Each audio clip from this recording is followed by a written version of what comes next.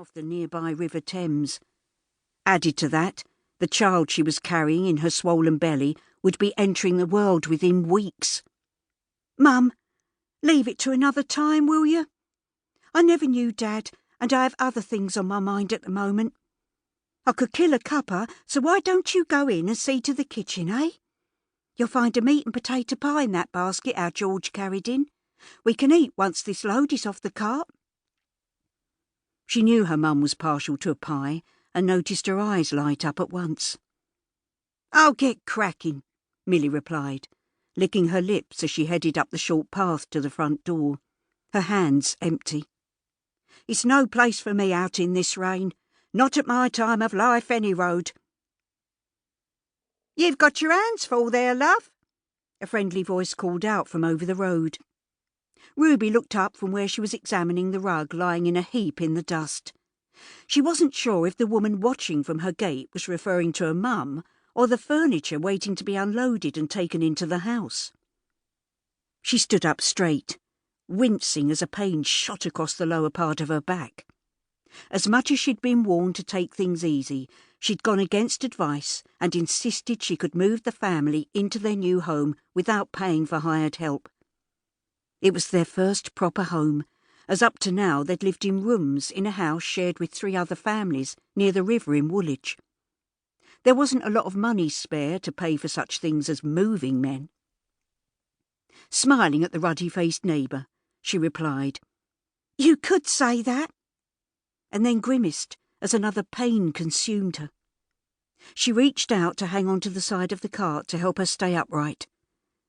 "My Lord, you shouldn't be up on your feet in your condition. When are you due?"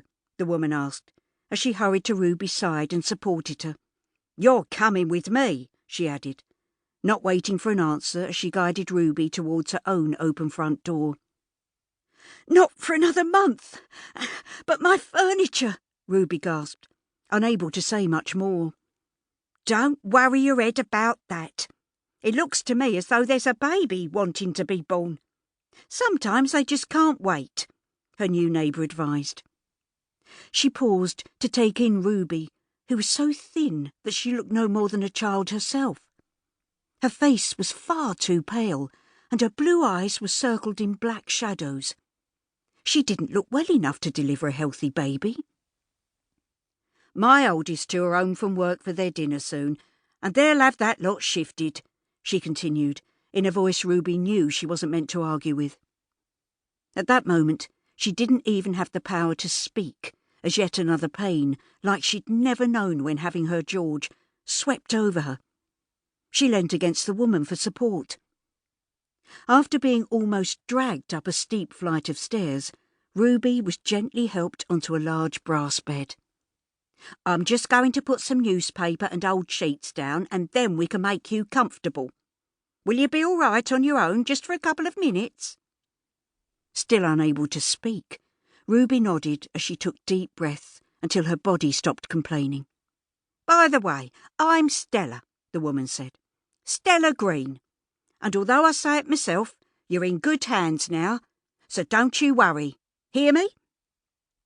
She stepped out into the hallway, which was no more than a small space at the top of the stairs, with another door opposite the bedroom they were in, and bellowed, "Donald, get your nose out of that book and down to Mrs. Layton's. Tell her there's a baby wanting to be born. After that, get down to the corner and look out for your brothers. Tell them I want 'em home now, and they aren't to dawdle. Do you hear me?" "Yes, ma'am," a young voice shouted back, followed by the front door slamming shut. Stella bustled back into the room, her arms full of linen. "Now, I'm going to have you stand up for a minute while I put these sheets over the mattress. Do you think you can start removing your clothes? I have a nightgown for you to wear." She shook out a white high-neck voluminous gown and laid it over a nearby chest of drawers. "Once we've settled you, I'll get the fire lit." She nodded towards a black-leaded iron grate. "I can't thank you enough," Ruby whispered, as she unbuttoned her shabby brown coat. She wished she wasn't wearing her oldest clothes underneath, although her best clothes were not much better.